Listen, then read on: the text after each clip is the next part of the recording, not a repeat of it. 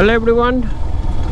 তো আজকে আমি এই ভিডিওটা একটু এফজেডের সাসপেনশন সেটআপ নিয়ে বানাবো। যে অনেকে আমার কাছ থেকে এই ব্যাপারটা নিয়ে জানতে চায় যে এফজেডের সাসপেনশন সেটআপ কেমন এবং ওভারঅল সেটা কীভাবে টিউন করা, আর খারাপ রাস্তা ভালো রাস্তাতে পারফরমেন্স কীরকম। তো এখন আমি কলকাতা থেকে কৃষ্ণনগর বাড়ি ফিরছি, কাজে এসেছিলাম একটু কলকাতায়। তা এখন আমি আছি ওই আমডাঙ্গার যে রাস্তাটা বড়জাগুলির আগে পর্যন্ত সিঙ্গেল লেন রোড, এবং রাস্তার অবস্থা খুব খারাপ।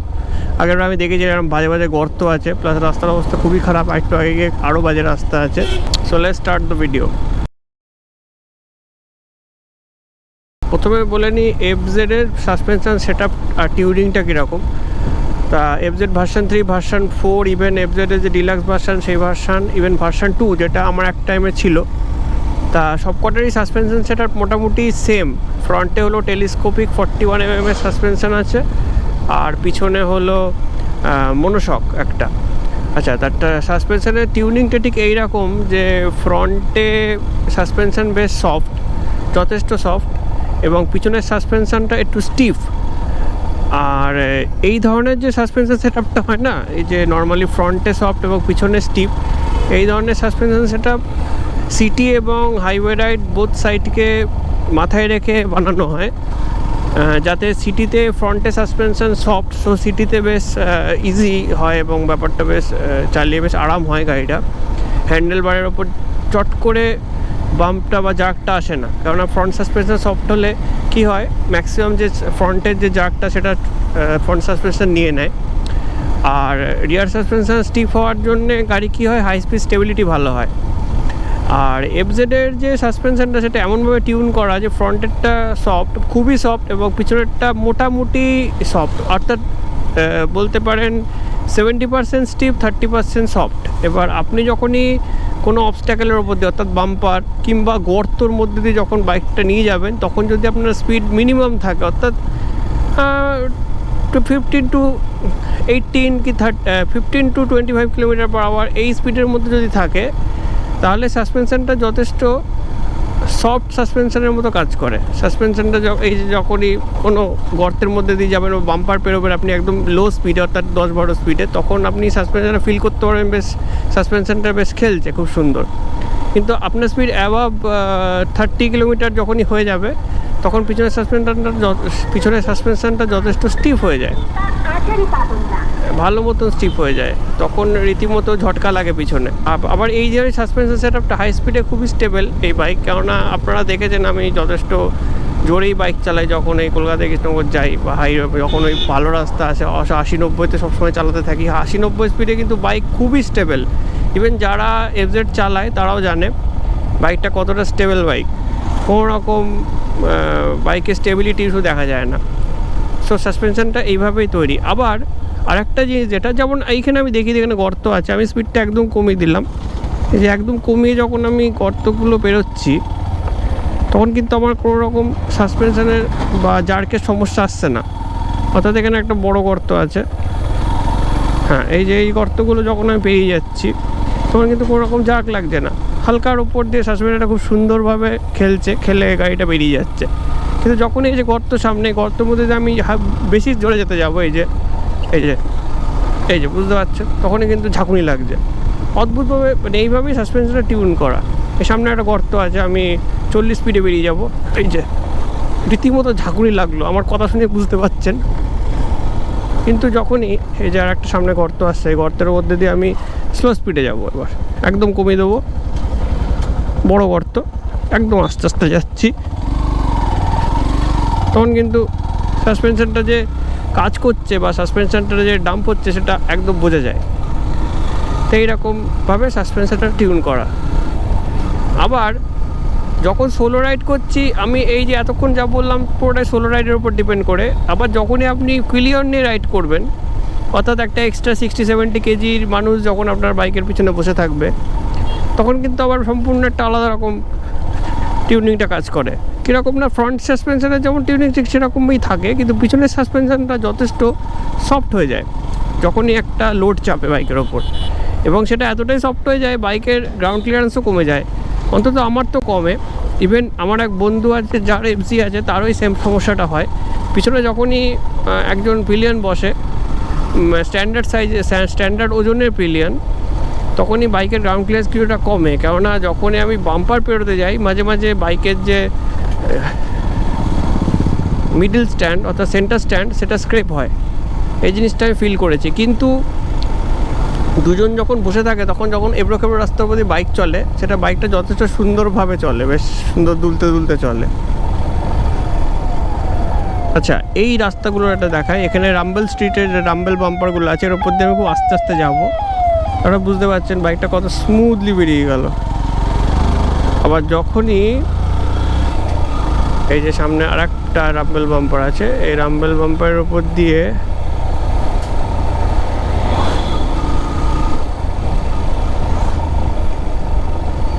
রাম্বেল বাম্পারের ওপর দিয়ে যখন আমি জোরে যাচ্ছি হাই স্পিডে, এই যে চাকু, এটা বুঝতে পারলেন তো? হ্যাঁ, ঠিক এই ব্যাপারটাই হয়। আসতে গেলে সাসপেনশন খুবই সুন্দরভাবে কাজ করে, একটু জোরে স্পিড হয়ে গেলে সেই সাসপেনশনটা যথেষ্ট মানে স্টেবিলিটি টিউন টাইপের হয়ে যায়। মানে এমনভাবে টিউন করা সাসপেনশনটা হাই স্পিডে স্টেবিলিটি যাতে বেশি দেয় বাইককে, ঠিক সেইভাবেই টিউন করা সাসপেনশনটা। আশা করি আমি আপনাদের বোঝাতে পারছি। দেখুন দেখুন, আমি কয়েকদিন আগে হিরো এক্সপালস 4B যেটা অফরোড মডেলটা, ওটা দিয়ে এলাম, টেস্ট রাইড দিয়ে এলাম। তো ওটার সাসপেনশন সেটা আবার আরেক রকম। সেটা আবার কীরকম, যে দুটো সাসপেনশনই প্রচণ্ড সফট আর এত সুন্দরভাবে টিউনিং, যে এই টাইপের গর্তবর্তর মধ্যে যখন বাইক চলে যাচ্ছে একদম বাইক পর্যন্ত, মানে অর্থাৎ বাইকের বডি পর্যন্ত ঝাঁকুনি আসছে না। মানে আপনি বাইকে বসে থাকবেন, আপনি ভাঙাচোরার উপর দিয়ে বেরিয়ে যাবেন, আপনার শরীরে কোনো রকম স্ট্রেসই পড়বে না, এত সুন্দরভাবে টিউনিং করা। এবার আমি একটা জিনিস জানি না যে ওই বাইকটা হাই স্পিডে কতখানি স্টেবল, কারণ আমি এটা শুনেছি, আমার পার্সোনাল এক্সপিরিয়েন্স কি হয়েছিল একবার, যেটা আমার অ্যাভেঞ্জার ছিল। অ্যাভেঞ্জারের সাসপেনশন যথেষ্ট সফট, অ্যাভেঞ্জারের ফ্রন্ট সাসপেনশনটাও সফট ছিল, পিছনের সাসপেনশনটাও ট্রাভেল কম ছিল কিন্তু যথেষ্ট সফট ছিল। অ্যাভেঞ্জার কিন্তু 120-র ওপর স্পিড উঠলে একটু স্টেবিলিটি ইস্যু দেখা দিত, মানে হালকা মনে হতো যেন বাইকের পিছন দিকটা একটু অবল করছে, এই জিনিসটা আমার ফিল হয়েছে। কিন্তু সেই জায়গায় দাঁড়িয়ে দেখতে গেলে যদি আপনি এরকম স্টিফ সাসপেনশনের বাইক চালান, অর্থাৎ আমি এমটি চালিয়েছি, ইভেন এই যে আমার যেটা চালাই, এইসব বাইক কিন্তু খুবই স্টেবল। তো যারা এফজি ব্যবহার করেন তাদের জন্য আমি বলবো যে যখনই বাইক চালাবেন স্মুথ রাস্তায় যথেষ্ট জোরে চালাতে পারবেন, কোনো সমস্যাই হবে না। কিন্তু যখনই এবড়ো খেবড়ো রাস্তা পাবেন বা ভাঙাচোরা রাস্তা এনকাউন্টার করবেন, এরকম ভাঙাচোরা রাস্তা, তখনই চেষ্টা করবেন বাইকের স্পিডটা একদম কমিয়ে চালাবার জন্যে। কেননা এফজিতে একটা সমস্যা আমি এর আগে ফেস করেছি, এই যে হ্যাঁ আচ্ছা, এফজিতে একটা সমস্যা এর আগে আমি ফেস করেছি, বেশি বড় গর্তে যদি বাইকের চাকা দুমদাম পড়ে, হ্যাঁ তখন কিন্তু সাসপেনশনটা নিতে পারে না। কেননা যতই হোক এটা একটা city oriented, mainly city focused bike, so এই সাসপেনশন ট্রাভেল অত বেশি না। বেশি বড় গর্তে দুমদাম চাকা পড়লে অনেক সময় অয়েল সিল কেটে যাওয়ার সম্ভাবনা থাকে, আমার এর আগে কেটেছে।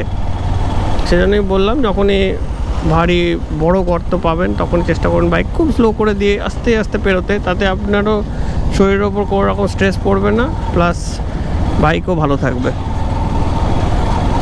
এবার কিছু কিছু সিনারিওতে সে জিনিস হয় না, আমি বুঝতে পারছি। কেননা অনেক সময় কি হয়, আপনি হয়তো হাই স্পিডে চালাচ্ছেন, হট করে সামনে গর্ত চলে আসে, অনেক সময় বোঝা যায় না। তো সেক্ষেত্রে সেসব কিছু কিছু ক্ষেত্রে কিছু করার থাকে না, কিন্তু চেষ্টা করবেন যতটা সম্ভব কন্ট্রোল করে বাইক যাতে চালানো যায়। যেমন জানেন আপনি হয়তো এই রাস্তাটা খারাপ, এই যে রাস্তাটা এখন এই পোর্শনটা এসে পৌঁছেছে, এই রাস্তাটা দেখুন কতটা খারাপ। তো এখানে এমনি কিউ আছে, সেজন্য আমাকে আস্তে আস্তে যেতে হচ্ছে, এবং আস্তে আস্তে গেলে খুবই স্মুথ, গাড়ি এত স্মুথভাবে গ্লাইড করে বেরিয়ে যাচ্ছে, আমার কোনো রকম সমস্যাই হচ্ছে না। কিন্তু এই রাস্তার উপর দিয়ে যদি হুড় করে যেতে যায় তাহলে স্বাভাবিক যে কোনো গাড়িতেই সমস্যা হবে। হ্যাঁ, এবার আপনার যদি এক্সপালস হিমালয়ান থাকে, হ্যাঁ সেগুলোতেও ঝাঁকুনি লাগে, কিন্তু যথেষ্ট তার সাসপেনশনে শোক করার ক্ষমতা অনেক বেশি, আর ট্রাভেল অনেক বেশি হওয়ার জন্য কী হয়, গাড়ির স্টেবিলিটিটা অনেক ভালো থাকে ভাঙাচোরা রাস্তায়। আর সেক্ষেত্রে এই সমস্ত বাইক যেগুলোর সাসপেনশন ট্রাভেল অনেক কম হয়, সেই সব বাইকের স্টেবিলিটি অনেকটা কমে যায় সাসপেনশন টিউনিং নিয়ে। এবং সাসপেনশন টিউনিং কীভাবে কাজ করে আমি এফজেড বাইকের প্রেক্ষিতে বললাম। এবার অন্যান্য বাইকগুলো ঠিক এই একইভাবে সাসপেনশন কাজ করে। আবার গাড়ির সাসপেনশনের আবার সিস্টেমটা আলাদা, ওর আবার 4টে চাকা থাকে, তো স্টেবিলিটি অন্য স্টাইলের হয়, অন্য টাইপের হয়। আর নর্মালি গাড়ির সাসপেনশন সফটের ওপরই থাকে মেনলি, যাই হোক, কারণ আমাদের যে অল্টো আছে, অল্টো সাসপেনশন যথেষ্ট সফট। যাই হোক, তা এইভাবে সাসপেনশন কাজ করে। এবার টিউনিংটা, সাসপেনশন টিউনিং ঠিক কীরকম হবে, টিউনিং কোনটাকে বলে বলো তো, যেটা হলো এই যে সাসপেনশন কতটা শক্ত হবে, নরম হবে, কীভাবে কাজ করবে, এইগুলো সমস্ত কিছু ডিপেন্ড করে কোম্পানি তার বাইকটাকে কীভাবে রিপ্রেজেন্ট করতে চায় মানুষজনের সামনে। অর্থাৎ এটাকে স্পোর্টস বাইক হিসাবে, নাকি সেটা সিটি বাইক হিসাবে, কিংবা ট্যুরিং বাইক হিসাবে, সে এটা কীভাবে রিপ্রেজেন্ট করতে চায় সেটা কোম্পানির উপর ডিপেন্ড করে। কোম্পানি সেইভাবে সাসপেনশন সেট আপ করে। রাস্তায় কাজ হচ্ছে, আশা করি এবার রাস্তাটা ঠিক হবে, আশা করি। তো একটু আগে দেখাতে গিয়ে তো আমি এই যে এই টাইপের বাইকগুলো, এইগুলো যথেষ্ট ক্যাপাবেল, এগুলো সাসপেনশন ট্রাভেলও বেশি থাকে। সো এই ছিল সাসপেনশন টিউনিং আর সেট আপের ওপর কিছু কথা। তা আশা করি ভিডিওটা আপনারা বুঝতে পারছেন। নেক্সট যখন বাইক কিনবে তখন এইগুলো মাথায় রেখে বাইক চালিয়ে বুঝে নিতে হবে যে আপনার কীরকম ধরনের সাসপেনশন সেটা প্রয়োজন এবং কীরকম ধরনের টিউনিং প্রয়োজন, সেই বুঝে আপনারা গাড়ি কিনবেন। সো ভিডিওটা যদি ভালো লেগে থাকে অবশ্যই ভিডিওটা লাইক করবেন, আপনার বন্ধুদের সাথে শেয়ার করে দেবেন, আর আমার চ্যানেলটি সাবস্ক্রাইব করে রাখতে পারেন। এরকম ইনফরমেটিভ এবং ছোটো ছোটো ট্যুরিং ভিডিও আমি ছাড়তে থাকি। সো দেখা হচ্ছে নেক্সট ভিডিওতে কোনো ইনফরমেটিভ টপিক বা ট্যুরিং ভিডিও নিয়ে। এই ভিডিওটাতে এই পর্যন্তই। এরপরে একটা ভিডিও বানাবো সিটিং পশ্চার নিয়ে। সিটিং পশ্চার নিয়ে অনেক রকম কথা থাকে, সেই ভিডিও নিয়ে আমি একটা ভিডিও বানাবো। সিটিং পশ্চার বলতে আমি বোঝাচ্ছি যে ক্রুজার বাইক, স্পোর্টস বাইক, এক এক বাইক এক রকম সিটিং পশ্চার থাকে, তো সেই নিয়ে একটা ভিডিও বানাবো। তো ঠিক আছে, এই ভিডিওতে এই পর্যন্তই। Tata, bye bye.